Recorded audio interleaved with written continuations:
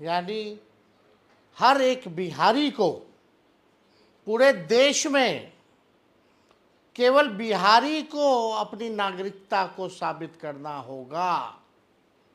और यही voter list से 2024 का चुनाव हुआ था। अगर वो फर्जी था तो चुनाव भी फर्जी होगा। जो देश भर में सरकार बनी है फिर वो भी फर्जी सरकार होगी। आखिर आनन फानन में ये निर्णय जो है क्यों लिया गया कि केवल बिहार के लोगों का ही, बिहार ही केवल नागरिकता अपने देश का साबित करेगा? चाहे हिंदू हो, मुस्लिम हो, सिख हो, ईसाई हो, अगड़ा हो, पिछड़ा हो, दलित हो, आदिवासी हो, अति पिछड़ा हो, उन सब को, चाहे कोई धर्म के हो, कोई जात के हो, केवल बिहारी अपनी देश की नागरिकता को साबित क्यों करेगा? ये बड़ी साजिश है। और इसलिए आज हम लोग इलेक्शन कमीशन गए।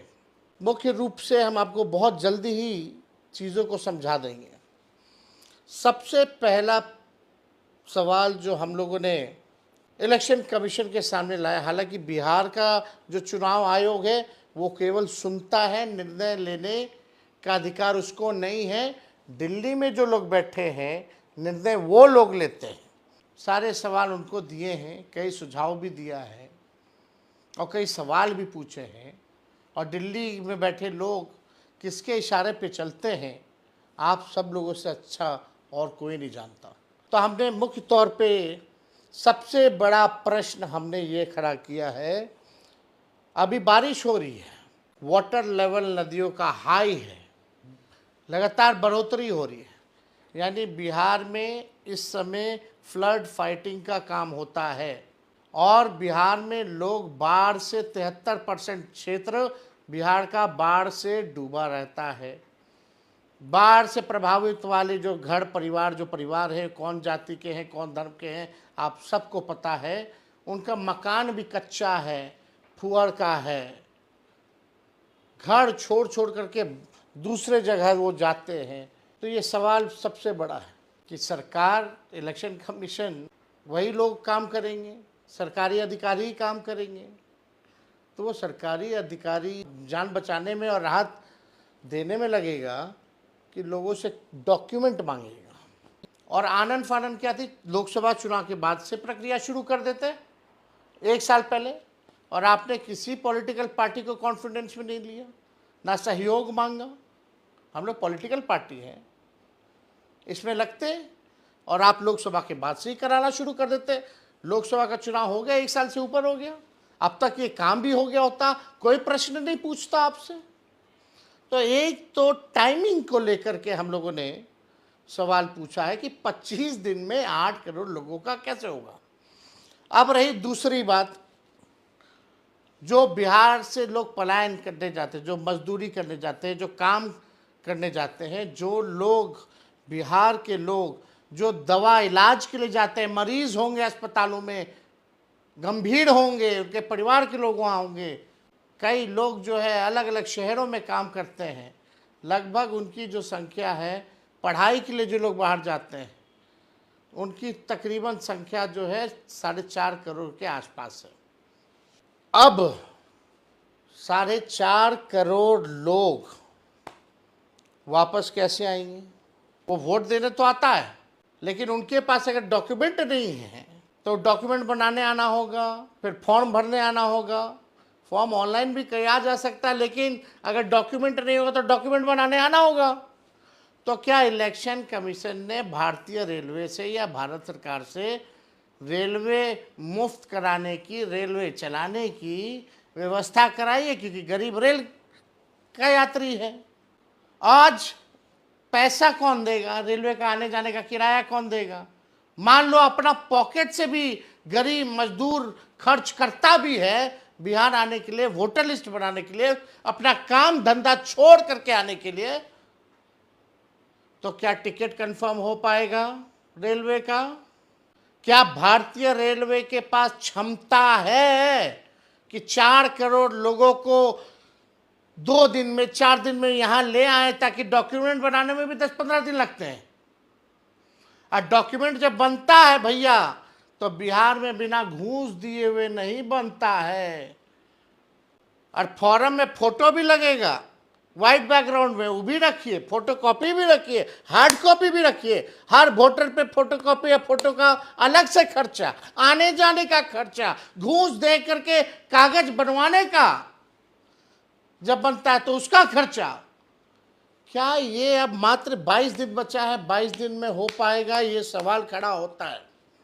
और जिनका वोटर लिस्ट से नाम कटेगा यानी वो देश के नागरिक नहीं होंगे क्या? तब तो उनका पेंशन भी बंद हो जाएगा, उनका राशन भी बंद हो जाएगा। ये एक गंभीर सवाल है। ये हम पॉलिटिकल बेनिफिट के लिए नहीं बात कर रहे हैं। एक वोट भी कटता है तो वो अपराध है। एक वोट की कीमत होती है। एक वोट से भी हार जीत का फैसला होता है। और लोकतंत्र में संविधान ने ये ताकत दी है, वोट देने का अधिकार। 18 साल का जो हो जाएगा उसको वोट देने का अधिकार होता है, यह हमारे संविधान में लिखा है। तो ये बड़ा सवाल जो है खड़ा करता है कि छोट वोट का राज मतलब छोट का राज।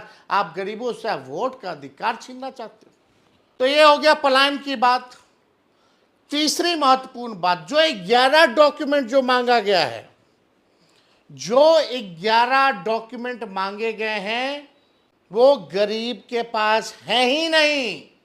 आज भी कई अखबारों में छपा है। नालंदा जो मुख्यमंत्री जी का क्षेत्र है, राघोपुर जो मेरा क्षेत्र है, वहां के लोग कहते हैं ये 11 डॉक्यूमेंट हमारा पास नहीं थे, हमारा पास केवल आधार कार्ड बा, राशन के कार्ड बा, मनरेगा कार्ड बा, जॉब कार्ड बा। अब सवाल ये है कि आप 11 ऐसा डॉक्यूमेंट मांगे हैं जो बिहार के लोगों के पास ही नहीं है। अब आप बर्थ सर्टिफिकेट मांग रहे हैं, आपके साथ आपके माता पिता का भी दीजिए। कहाँ से लाएगा गरीब? कितना दिन में बनेगा? मैट्रिक का दीजिए, जो मैट्रिक नहीं दिया उसका क्या होगा? वो कहाँ से लाएगा? कहाँ कहाँ नचते फिरेगा? ये बाढ़ में, बिहार में, मानसून में कूदता रहेगा, फांदता रहेगा अपना काम धंधा छोड़ करके और अपना पैसा लगा करके। ये गरीबों के साथ नाइंसाफी हो रही है। हमने चुनाव आयोग को बोला कि यही आधार कार्ड से आप लिंक करवा रहे थे कुछ दिन पहले, वेरिफिकेशन के लिए लिंक हो रहा था आधार कार्ड की, डुप्लीकेसी ना हो, नकली वोटर ना मिले, तब आधार कार्ड चल रहा था तो ठीक था। हमने मांग की है कि इस आधार कार्ड को जोड़िए, आप राशन कार्ड को जोड़िए, आप जॉब कार्ड को जोड़िए, आप मनरेगा कार्ड को जोड़िए। ये जाकर के हम चुनाव आयोग बोले हैं, नहीं तो गरीबों के साथ नाइंसाफी होगी, अन्याय होगा। आप सब लोगों को हम एक और सूचना दे देते हैं। हमारी जो धर्म पत्नी है, आप सबको पता है कि वो दिल्ली की रहने वाली है। 2-3 महीने पहले ही उनका हमने वोटर आईडी बनवाया है। और आपको पता है उनको वोटर आईडी देने में कौन सा डॉक्यूमेंट लगा था? आधार कार्ड का। 2 महीना 3 महीने मेरी धर्म पत्नी आधार कार्ड दे करके वोटर लिस्ट बनवा ली। उस समय मान्यता था। अब हमको सोचना पड़ रहा है कि क्या मेरी धर्म पत्नी, क्योंकि उनका जो भी रहा है एड्रेस तो बाहर ही का रहा है, बिहार का तो नहीं रहा है, तो आप समझिए कि अब हमको भी सोचना पड़ रहा है कि कहाँ से डॉक्यूमेंट उनका, कौन सा डॉक्यूमेंट चलेगा, नहीं इस एड्रेस का क्या होगा। अब हमको भी नया डॉक्यूमेंट उनके लिए बनवाना पड़ेगा, फिर जाकर के जो 2 महीने पहले वोटर बनी है उसको फिर से वोटर बनाना पड़ेगा। ये स्थिति हमारी भी है। तो आप समझ सकते हैं गरीब कैसे करेगा ये काम। और इसमें सवाल कई उठते हैं। हम लोगों ने मांग की, अगर आप इतने कॉन्फिडेंट हैं इलेक्शन कमीशन डॉक्यूमेंट देने के लिए, आप करा लीजिएगा 8 करोड़ लोगों का, तो आप डेली डैशबोर्ड चालू करवा दीजिए कि प्रतिदिन कौन सा ब्लॉक में, कौन सा विधानसभा में कितने वोटर बनते जा रहे हैं, कौन सा जिला में, कौन सा विधानसभा वाइज कितने वोटर बनते चले जा रहे हैं। डेली प्रोग्रेस भी तो पता चले लोगों को। जब इलेक्शन कमीशन को पता है तो लोगों के बीच लाइए, पब्लिक डोमेन में लाइए, कितना प्रतिदिन जो है वोटर बन रहे हैं, काम हो रहा कि नहीं हो रहा। अभी भी बहुत जगह लोग के पास फॉर्म नहीं वितरण हुआ है 2003 का। अभी भी बहुत जगह कई मोहल्लों में लोग नहीं गए, शहर का हालत बता रहे हैं। गांव देहात छोड़ दीजिए, अगर वोटर लिस्ट से नाम उनका कटता है तो क्या होगा उनके साथ, ये हम भारत सरकार से पूछना चाहते हैं। उनको किस नजरिए से भारत सरकार देखेगी?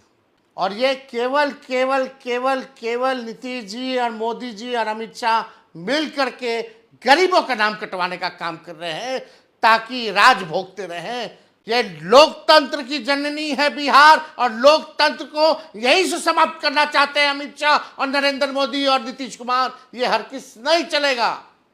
9 तारीख को हम लोग जो है बड़ी मजबूती के साथ पूरा हमारा महागठबंधन जो है धरना प्रदर्शन करेगा, चक्का जाम करेगा।